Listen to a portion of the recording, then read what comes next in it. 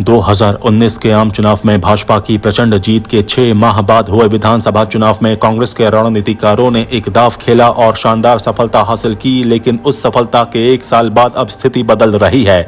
इसलिए कांग्रेस को अब अपनी रणनीति बदलनी होगी, क्योंकि जनता की अपेक्षाएं बढ़ रही हैं। सरकार में सहयोगी होने के नाते उसकी जिम्मेवारी भी अधिक है। सत्ता हासिल करने के लिए लगातार संघर्ष की जरूरत होती है। कांग्रेस सत्ता की चाबी सत्ता पक्ष की विफलता से हासिल करना चाहती रही है। ऐसे में झारखंड की राजनीति में आने वाले 4 साल बहुत दिलचस्प होंगे। नमस्कार, आजाद सिपाही के विशेष में आपका स्वागत है। मैं हूं राकेश सिंह। मनोज मिश्र की रिपोर्ट। कांग्रेस के अंदर 3 तरह की कांग्रेस।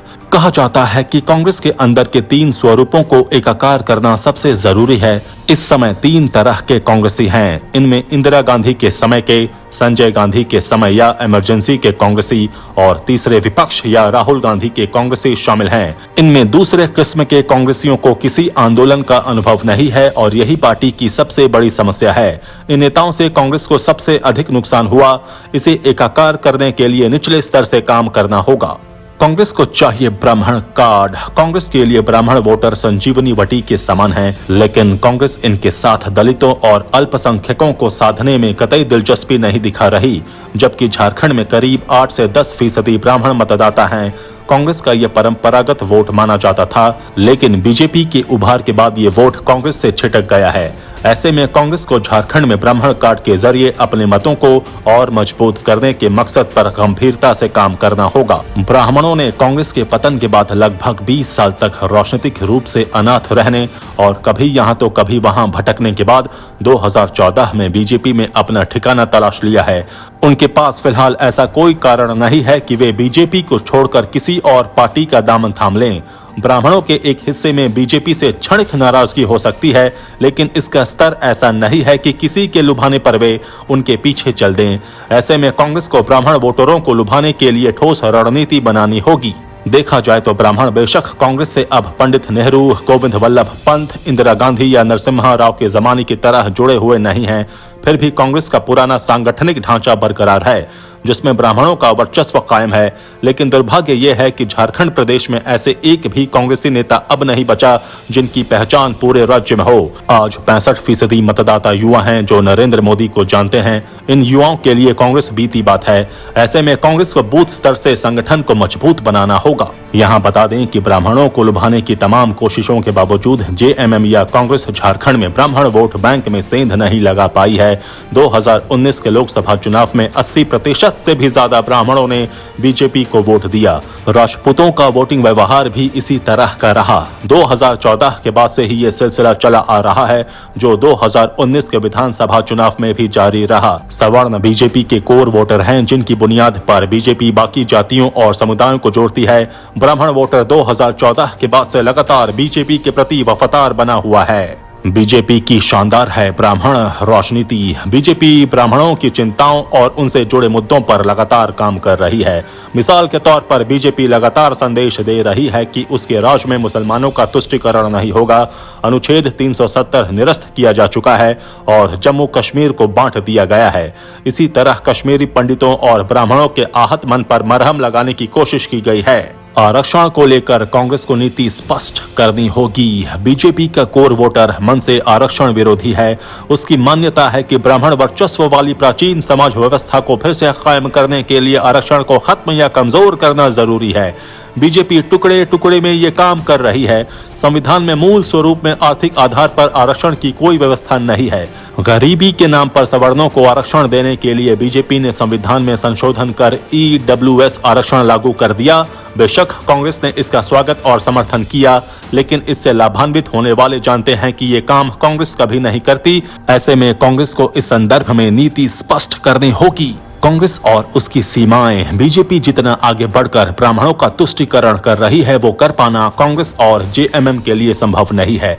बीजेपी ने धार्मिकता और मुस्लिम विरोध के नाम पर अपने बाकी वोट को जोड़े रखा है और इसकी वजह से उसके लिए हदों से बढ़कर ब्राह्मण हित में काम करना संभव हो पा रहा है। जबकि कांग्रेस और जेएमएम के अपने कोर वोट की भी चिंता सताती है। कांग्रेस को दलित मुस्लिम वोट और जेएमएम को जनजातीय वोट को बचाए रखने के लिए भी सोचना पड़ता है। ये बात उन्हें एक सीमा से बढ़कर ब्राह्मण तुष्टीकरण करने से रोकती है। अगर ये दल एक सीमा से आगे बढ़कर ब्राह्मणों के लिए काम करेंगे तो इनका कोर वोट खिसक सकता है। कांग्रेस को धनबाद गिरिडीह को साधने की जरूरत। कांग्रेस में राजपूत, ब्राह्मण और भूमिहार जाति के दावेदारों के बीच धनबाद और गिरिडीह लोकसभा सीट का समीकरण घूमता रहा है। इन्हीं तीनों जातियों में से कोई एक यहां कांग्रेस का परचम बुलंद करने का हौसला रखता है, लेकिन विडंबना यह है कि कांग्रेस ने इन तीनों जातियों को दरकिनार किया है। कई नेता उभरे, लेकिन उन्हें अपेक्षित समर्थन नहीं मिला। ओबीसी बहुल संसदीय क्षेत्र होने के बावजूद गिरिडीह से अब तक मात्र 4 बार ही कुर्मी प्रत्याशी की जीत हुई है। साल 2019 से पहले 6 चुनाव यहां से रविंद्र पांडे जीते, वो ब्राह्मण जाति से आते हैं। साल 2019 संसदीय चुनाव में भाजपा ने ये सीट गठबंधन के साथी आजसू पार्टी को दे दी और चंद्र प्रकाश चौधरी जीते। इससे पहले विनोद बिहारी महतो ने गिरिडीह संसदीय क्षेत्र का प्रतिनिधित्व 1991 में किया था। उनके निधन के बाद राजकिशोर महतो उपचुनाव जीते। इसके बाद से इस सीट से 4 बार रविंद्र कुमार पांडे जीते। केवल बीच में एक बार 2004 में ये सीट झामुमो के टेकलाल महतो ने जीता।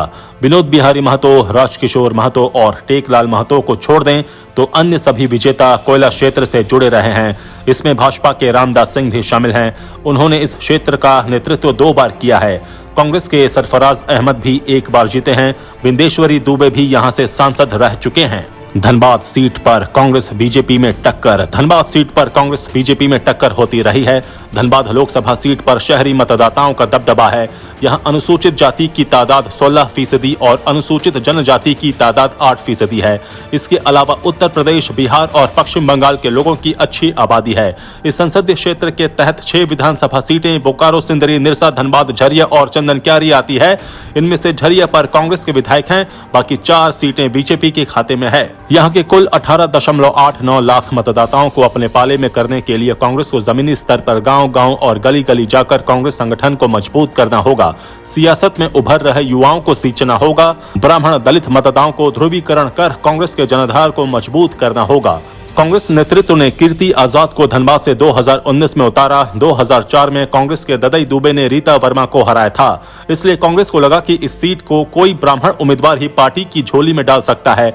इसलिए कीर्ति आजाद को दरभंगा से धनबाद लाकर दाव खेला गया, लेकिन ये दाव उल्टा गया। वामपंथी पहले से जुझारू तथा कर्मठ नेता के अभाव में बीजेपी के हो गए थे। यहाँ के ब्राह्मणों ने भी कांग्रेस को दरकिनार कर उचित समझा और भाजपा को 5 लाख वोट का इजाफा इसका परिणाम साबित हुआ। आजाद सिपाही के विशेष में अभी इतना ही। खबरों की और भी अधिक जानकारी के लिए आप पढ़ते रहिए अपना लोकप्रिय दैनिक अखबार आजाद सिपाही। आप हमारे इस YouTube चैनल को जरूर सब्सक्राइब करें। आप हमारे Facebook पेज को भी जरूर लाइक करें। जुड़े रहिए आजाद सिपाही के साथ। धन्यवाद।